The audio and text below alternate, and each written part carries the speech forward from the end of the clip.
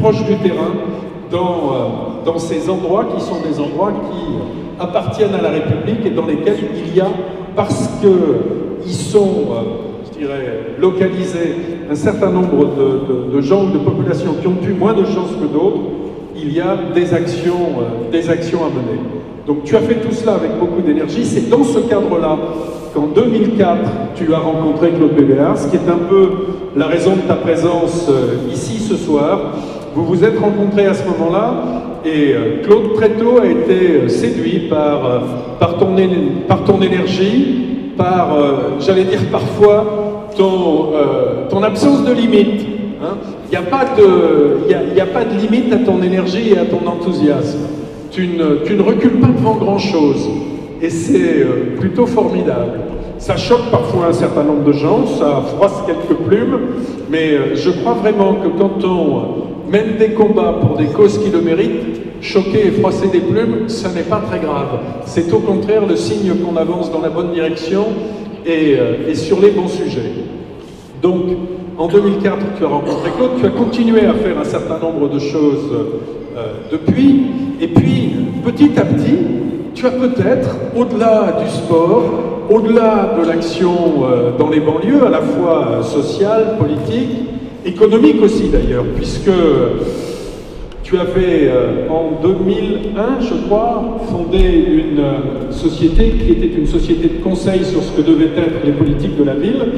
Ben, petit à petit, tu t'es découvert une fibre entrepreneuriale au sens économique du terme, et puis tu as découvert peut-être aussi l'intérêt de ce qu'était le métier d'assureur. Et en 2009, tu es devenu agent général. Alors agent général, je ne vais pas m'étendre trop longuement là-dessus, c'est tout simplement le plus beau métier du monde. Oui, je le pense vraiment. Bon.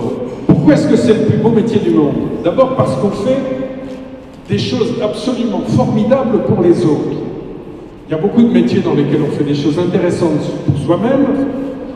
Il y a moins de métiers dans lesquels on fait des choses qui sont absolument formidables pour les autres, parce qu'on les aide à se protéger, parce qu'on les aide à connaître leurs risques, parce qu'on les aide à parer aux conséquences de ces risques. Et pour faire ce métier, il faut aimer les gens.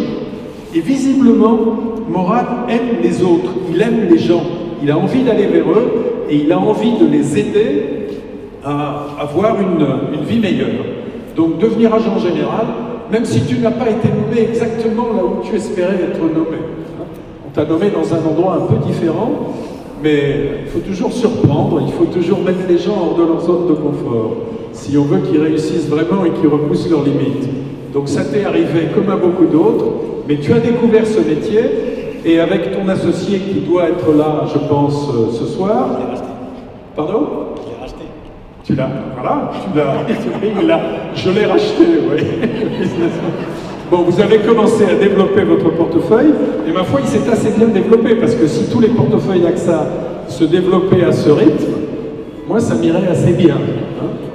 Donc, tu as réussi dans ce métier, tu es en train de réussir dans ce métier d'agent général, et tu incarnes d'une certaine façon ce que nous avons tous envie qu'il arrive à des garçons ou à des filles qui ont ton énergie, qui ont tes origines, et qui fondamentalement croient, et je crois que c'est un des grands messages de ce soir, croient que la réussite républicaine est toujours possible.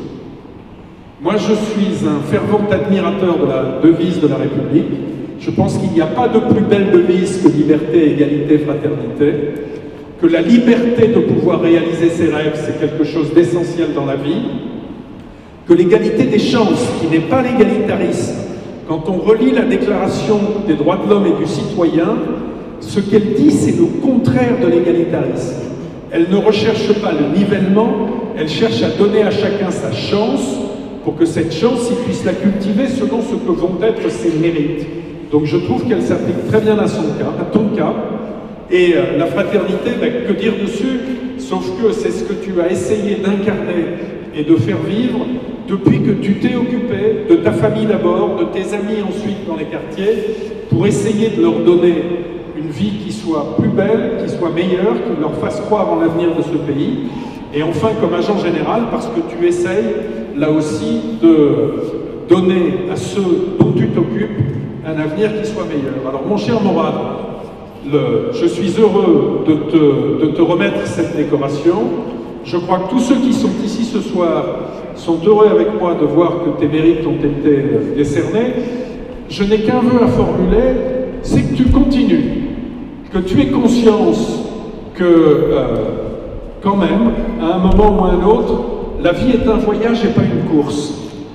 Il y a un moment où, après l'énergie exubérante de la vingtaine, de la trentaine, de la quarantaine, on doit devenir le sage, qui a un peu de sérénité, qui dispense ses conseils. Je pense que tu n'en es pas loin, mais nous souhaitons te voir continuer à réussir, et j'espère vraiment que cette décoration qui récompense ce qu'ont été, ou qui reconnaît ce qu'ont été tes mérites jusqu'à maintenant, sera aussi une incitation pour toi à continuer avec le même sourire et la même énergie.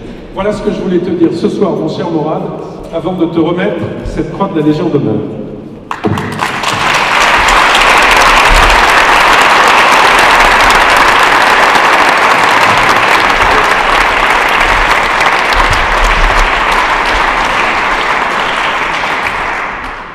Morad Chef, au nom du Président de la République et en vertu des pouvoirs qui nous ont été conférés, nous vous faisons chevalier de la Légion d'honneur.